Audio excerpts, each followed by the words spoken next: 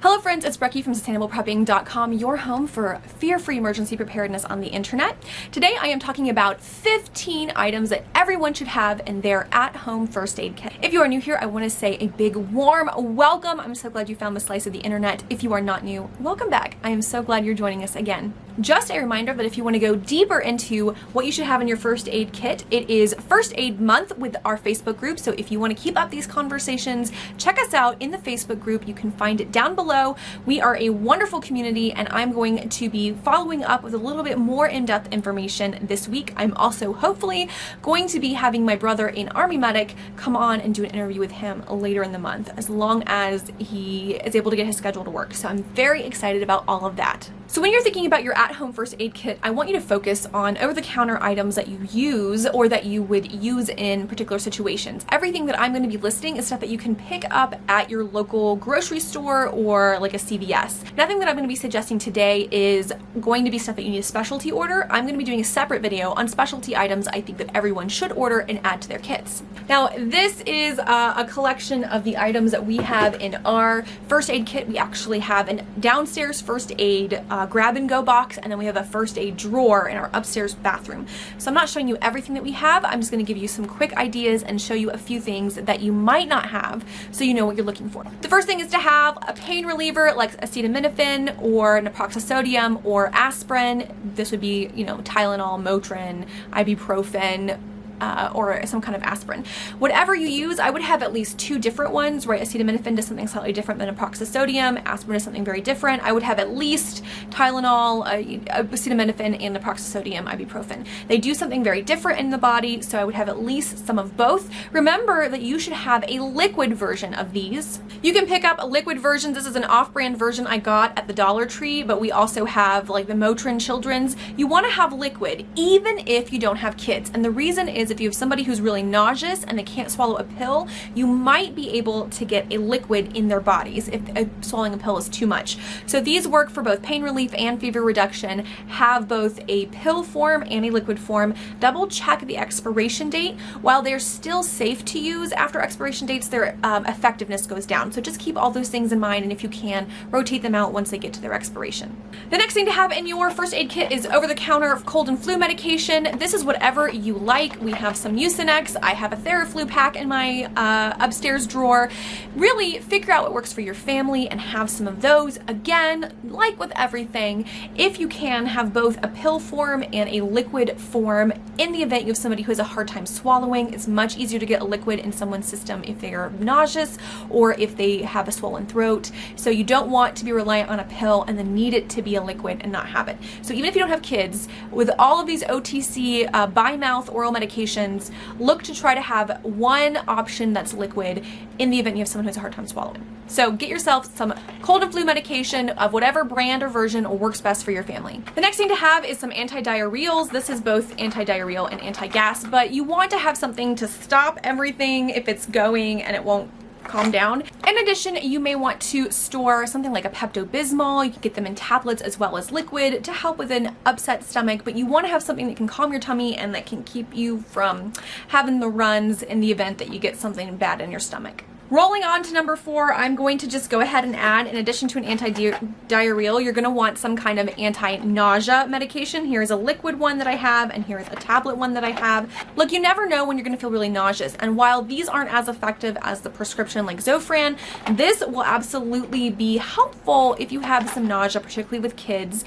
You want to be able to get fluids in people, and if they're really nauseous, they might not be able to get fluids in them. So this is all about getting people to get fluids back in their system. So through anti-nausea and antidiarrheals, you want all the good stuff if you're not doing well. Number 5 is pretty standard. You want to have BandAids in a variety of sizes. I have this giant BandAid pack of a ton of different sizes of BandAids, and I actually have one box upstairs and one box downstairs. I also have a few small boxes. You want to have a ton of BandAids in a variety of sizes based on what potential wound you might be taking care of. Item number 6 is medical gauze and tape. They go together. This is nonstick gauze, so you would have to tape it on. So you want to have medical grade tape. It's safer for your skin and it's easier to take off than regular tape and it tends to be waterproof. These are great if you have an abrasion, a skin abrasion, like a skinned knee that is too big, or it's in a weird place that a Band-Aid won't fit. So having medical gauze and tape is really helpful, and is something that not everybody stocks, but you should, because you know better now. Number 7 is having medical gloves. This is my bag. I think I have 3 or 4 pairs of medical gloves wrapped up into this bag. Now, I think that most people probably wouldn't have had gloves until the pandemic, and now a lot more people have these nitrile gloves, but get a good pair of medical gloves that you can throw away. In fact, get several pairs, because if there's some bodily fluids being real gross, you don't want to have to touch that with your hands. So medical gloves, you need to have them. The number 8 item you should have is some kind of disinfectant. This is a spray on hydrogen peroxide, and I have several more larger bottles of hydrogen peroxide that I just add into here. You can use isopropyl alcohol.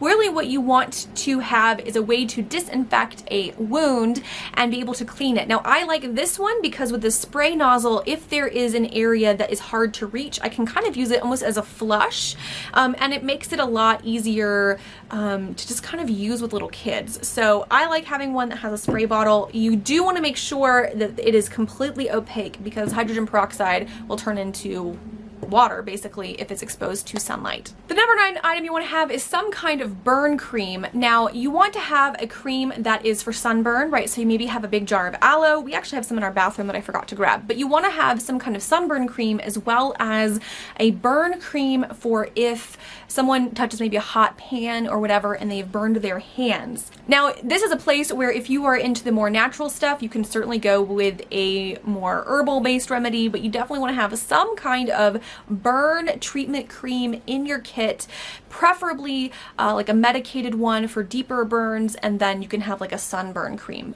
All of it works. And if you want to be really extra, getting a sunburn cream with lidocaine in it so it actually numbs your skin can be helpful, and you can use it on other burns. It just doesn't have the medicated properties. My number 10 recommendation is to have some liquid skin. I picked this up at the Dollar Tree.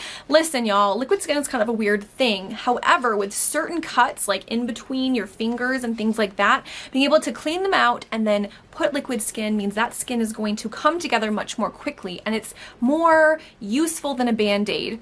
So get some liquid skin, do a little bit of a Google search on how to use it to discover whether or not your body reacts to liquid skin, but my grandpa swears by this stuff, and it's great to have in a medical kit just in case you need it. Number 11 is to get some rehydration powders. This can be Gatorade, but it also could be powdered Pedialyte. Whenever you use as a family, you want to have some rehydration powders already ready to go.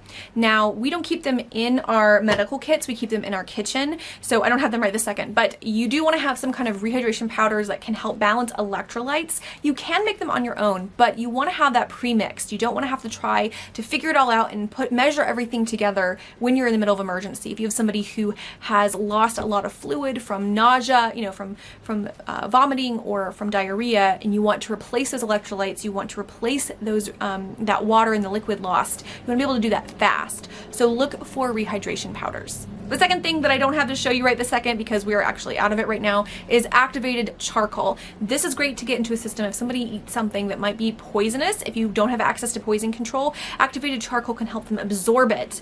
And there are some brands, I think, that also help you absorb it and then vomit all of it out.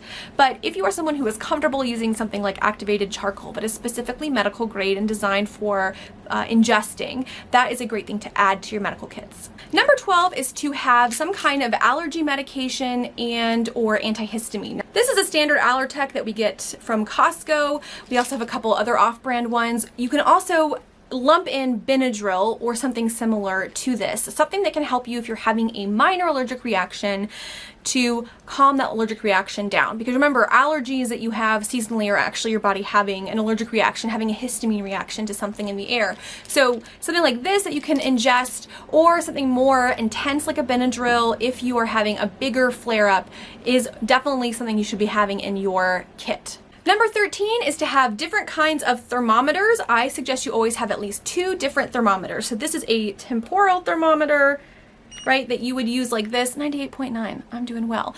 And you would just scan this. This is great for little kids. These can be not quite as perfectly accurate, so these are great. But if you find someone having a fever, you might want to double check it with a smaller in the mouth thermometer. And again, you want to have at least 2 working thermometers. We actually have another, at least 1, if not 2 more of these, and we're going to be getting another one of these. So you want to have backups in case they get broken and you can't get to the store, but really having at least 2 and having 1 temporal is my recommendation and 1 sublingual are absolutely essential for a good working first aid kit. My 14th recommendation is to have some kind of eye drops or eye wash in case you get debris in your eyes, in case you have some eye irritation. You want to have something on hand that is designed to help you wash out anything in your eye. Now there are medical grade eye wash kits that you can certainly buy, particularly if you are someone who works with like wood chipping, or if you do any kind of construction where there could be dust coming in. Even if you're wearing eye mask, you want to have a full-on medical grade eye wash kit. We don't have a full medical grade eye wash kit. That's something we should probably get, but we do have lots of eye drops. We have tons of eye drops around our house. So having some kind of way to cleanse your eyes in case debris does get in and under your eyelid especially is really important. Finally, you should have an ace bandage. My kids were playing with mine recently, so I'm not quite sure where it is, but having an ace bandage to wrap a twisted ankle or something of that nature is important and worth having on hand. Mine is from my parents when I was building my very first aid kit when I left home, so you know, probably worth replacing, but a good ace bandage will last you forever, and they can be washed, and they offer compression in the event that you have some kind of sprain or muscle problem. Now those are my top 15 recommendations of what everybody should have in their kits. I'm going to give you 2 bonuses that I think are great options to add in that are a little bit more specialty. The first one is to find those chemical hot and cold packs.